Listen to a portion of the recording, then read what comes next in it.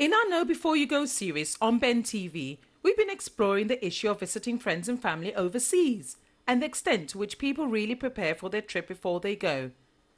In a previous episode, we focused on the issue of travel insurance. We found that those travelling back to friends and family, to somewhere they might think of as home, were highly unlikely to take out insurance policy to cover them should they get into trouble whilst away. We saw the costs that could stack up against uninsured travellers in the event of an accident and explored how easy it is to get a policy and what it could cover you for. This week we explore the issue of travel health. Each year we have around 1,500 cases of malaria in Britain, and 70% of these cases are people who have travelled to Africa to visit friends and family. We look into the reasons behind this and consider the types of precautions our communities currently are and more importantly should be taking before and during their trip. We headed out and about in London to find out more about current attitudes towards health whilst away. Not at all. I don't take anything. I protect myself anyway. Yeah. Because I know the mosquitoes are very, very, So anytime I go there, I make sure I don't be bitten by mosquito. Yes, I make sure, honestly. So I don't feel like it's necessary? Yeah, do you go see a doctor before you go? No. I was born in the Caribbean. So when you go into the Caribbean, you don't go to your doctor? No. I haven't because I used to live there, so I'm immune to it. I come from Africa and I believe the African is still in me. So when I go, I'm going back. And normally I see people taking vaccinations, but trust me, I've lived in Africa for a very long time. And I'm not really scared about the mosquitoes or whatever it's called, malaria and stuff like that. I believe strongly. I go there, and normally I don't fall ill. I don't get sick. Nothing happens to me. Why would I take health? I was born in Nigeria. I'm from Nigeria. I'm immune to the land, so nothing happened to me. There's no problem me taking injections. It's not surprising then that those heading abroad to visit friends and family are more likely to face certain health problems whilst away. We went to the Hospital for Tropical Diseases in London to speak with Ron Barron, a specialist in travel health, to find out more about the particular risk for people visiting friends and family abroad and the reason behind this. Well, the starting point is that people who visit family and friends are many-fold more likely to catch malaria. In some parts of the world, it's 8 times more likely than tourists to catch malaria. They are 3-fold more likely to catch a disease such as hepatitis A, and they are more likely by a factor of 4 to catch tuberculosis, typhoid fever, and so infectious diseases are many, many more times likely in the ethnic traveller or in the visiting friends and relative type of travel than tourists. They also travel to more rural areas because they don't stay in hotels. They tend to travel for much longer, twice the amount of time than the average tourist. And they tend to, are much more likely to go to, for example, West Africa than tourists are because there's very little tourism from this country to West Africa. Clearly, the African communities add more risk, and malaria itself is a particularly big problem. We met Jean, an African who made a trip to Gambia to visit family overseas and returned extremely ill after contracting malaria whilst away. I didn't take nothing at all. I didn't go and see a GP, and then I got malaria when I was there. I even forgot what malaria was all about. So when I got malaria, it started with like violent headache, and I thought it was just normal headache. So I took some paracetamol, and then it was getting worse the same day. And then I went to see the GP there, and they told me I've got malaria. So then I was sick for about a week, but they gave me all the medicine, but I was sick for a week and I lost a lot of weight. I couldn't do anything. I would just lay in bed for the whole week. And then after taking all the medicine, I got better. And now I know the best thing to do is to take my malaria tablet before going 6 to 8 weeks to visit the GP or the practical nurse or the travel clinic to get all the information before traveling. So, like Jean, it is easy to forget about the risks that could be posed to our health when travelling abroad. Like many people, she believes she'll be naturally immune to any diseases in the Gambia because this is her country of origin. As we've seen, this is certainly not the case. Immunity is a common myth when it comes to malaria. We wanted to explore some of these myths and find out more about what malaria actually is and how it can affect us.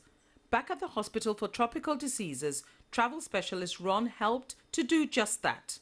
There are a number of myths about malaria which are false and actually unfounded.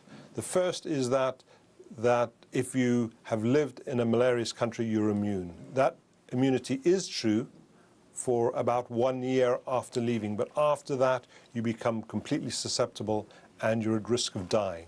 Secondly, that somebody's blood is more attractive or is more protective against malaria. That is completely false. Thirdly, that once you've had malaria, you can't get it again. That is false. There is no vaccine against malaria. And finally, that mosquitoes prefer some people to others is true. But the fact is that if you haven't got an insect bite or an itchy bite, means that you haven't been bitten is false. Because many people get bitten and they don't know they've been bitten because they don't itch. We also talked to Jane Chiodini, an experienced health expert who explained to us in more detail about malaria. Malaria is a really serious febrile illness due to an infection of your red blood cells, and these are caused by a parasite that gets into you. This parasite we call Plasmodium, and there are 4 different types of Plasmodium that affect humans mostly. There's one particularly called Plasmodium falciparum, which is a really dangerous type of parasite that can get into the human and cause severe illness and sometimes death. They contract malaria through the bite of an infected mosquito, and as we know, there are many mosquitoes all over the world. But this and more so in Africa.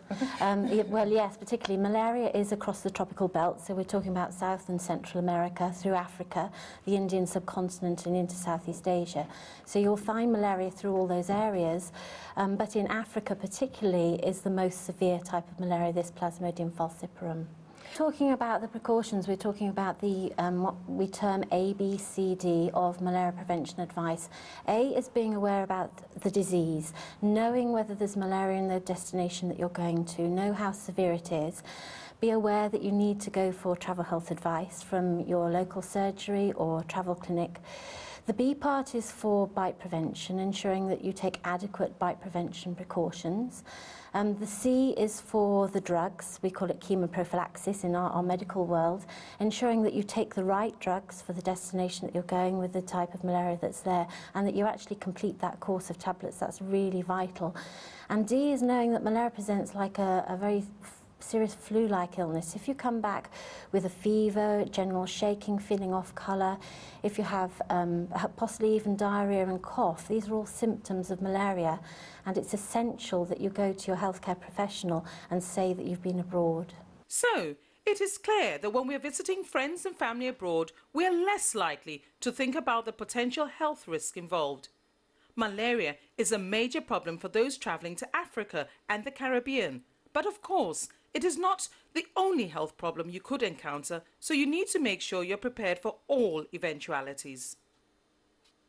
But what kind of things should you do before you go away, and indeed even whilst you're actually abroad, to protect yourselves from diseases and make sure you have a healthy trip away?